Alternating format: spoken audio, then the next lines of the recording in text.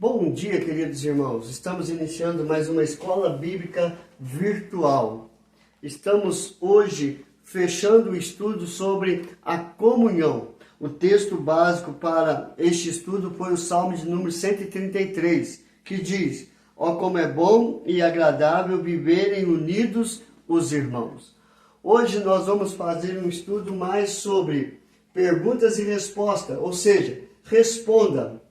Durante todos os estudos nós vimos um pouco sobre a comunhão. Mas o que é comunhão? Comunhão é pertencer a um grupo que tem as mesmas ideias, opiniões, interesses e propósito. Simplificando, unidade, uma comum união daquilo que nós pensamos, falamos e fazemos. Diante disso, nós vemos alguns versículos que mostram o que é comunhão.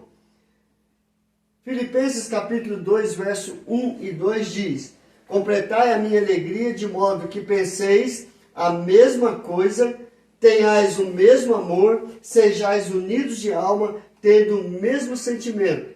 Nada passais por partidarismo ou vanglória, mas por humildade, considerando cada um os outros superiores a si mesmo. Então nós lemos o Salmo 133, diz: como é bom e agradável viverem unidos os irmãos. E aqui Paulo está dizendo que nós temos que viver de modo que pensamos a mesma coisa, tenhamos o mesmo amor, sejamos unidos de alma, tendo o mesmo sentimento. Isso simplifica o que é comunhão. Temos uma segunda pergunta que diz: com quem temos que ter comunhão? Ou seja, com quais pessoas ou com quem nós temos que manter, fazer e viver em comunhão? Nós vimos que, primeiro, nós temos que ter comunhão com Deus. O verso de 1 João capítulo 4, verso 16 mostra isso. E nós conhecemos e cremos no amor que Deus tem por nós.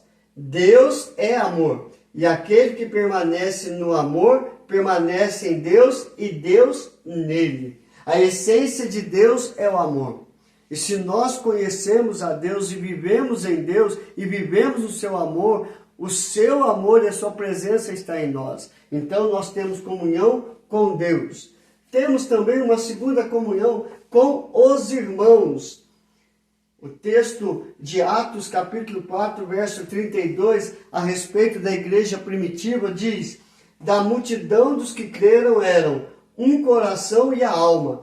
Ninguém considerava exclusivamente sua nenhuma das coisas que possuía. Tudo, porém, lhes era comum. Atos 4, 32. Então nós temos que ter comunhão com Deus, comunhão com os irmãos. E quando eu falo comunhão com Deus, é com Deus Pai, Deus Filho e Deus Espírito Santo. Ou seja, está relacionado à Trindade. E por último aqui, nós temos que ter comunhão com a igreja.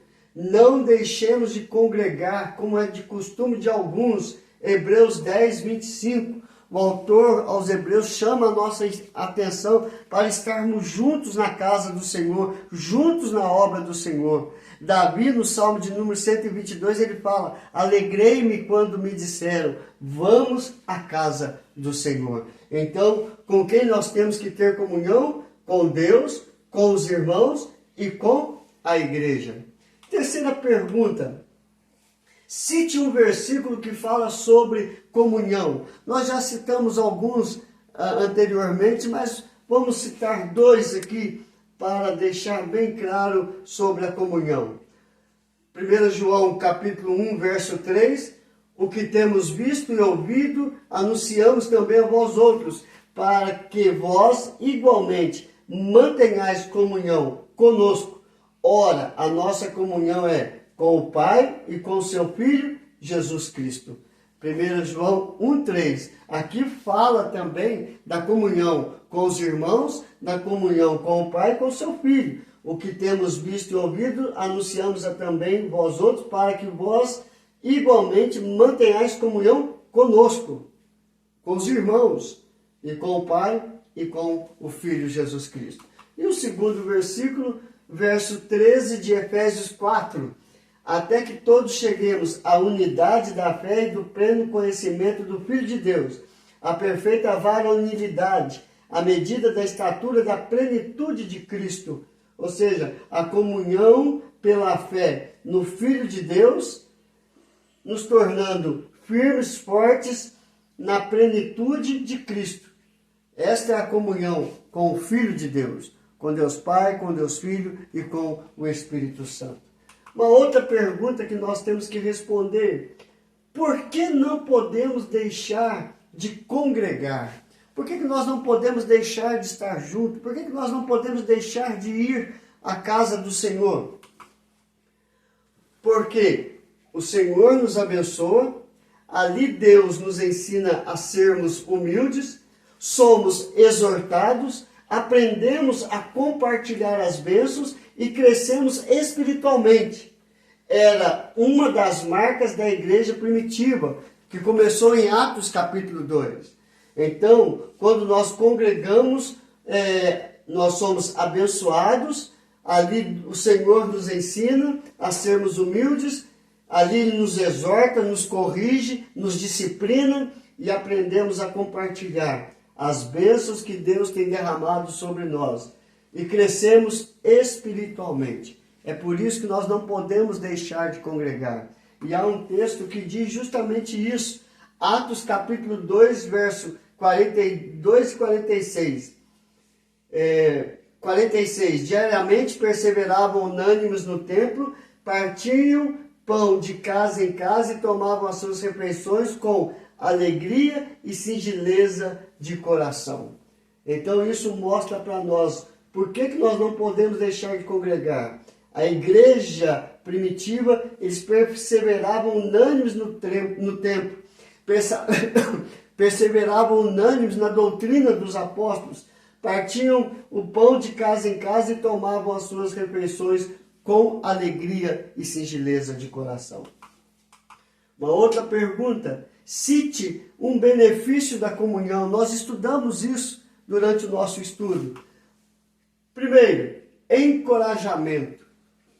Ou seja, sedes vigilantes, permanecei firmes na fé, portai-vos varonilmente, fortalecei-vos. 1 Coríntios capítulo 16, verso 13. Nós pedimos um benefício, mas eu quero citar mais dois. Crescimento espiritual. Antes crescei na graça e no conhecimento de nosso Senhor e Salvador Jesus Cristo. A Ele seja a glória, tanto agora como no dia eterno. 2 Pedro 3,18. Quero citar mais um benefício. O amor. Nisto conhecerão todos os que são os meus discípulos, se tiverdes amor uns aos outros. João 13,35. E aonde nós demonstramos amor? Na comunhão com os irmãos, na casa do Senhor.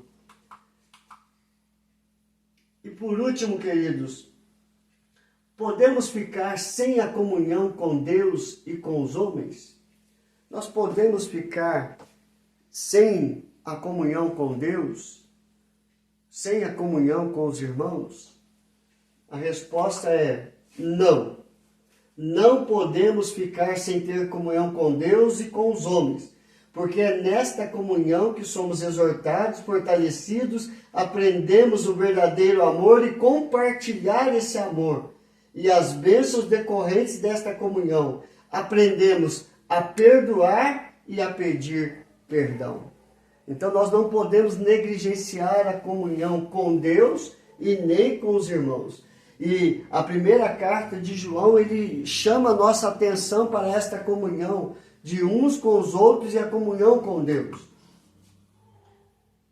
Em 1 João capítulo 4, verso 7 diz: amados, amemo-nos uns aos outros, porque o amor procede de Deus e todo aquele que ama é nascido de Deus e conhece a Deus. A marca do cristão, a marca da comunhão no cristão é o amor. É por isso que o mandamento de Deus é amar a Deus sobre todas as coisas e amar ao próximo como a ti mesmo. E nós só vamos conseguir amar o próximo vivendo em comunhão, vendo as qualidades e os defeitos, fortalecendo as qualidades e melhorando cada dia mais para que a pessoa se corrija nos seus defeitos. Queridos, esse é o estudo sobre a comunhão. Estamos encerrando por aqui. E o próximo estudo é sobre a depressão. Compartilhe esses vídeos. Clique ali na inscrição do YouTube. Inscreva-se no nosso canal.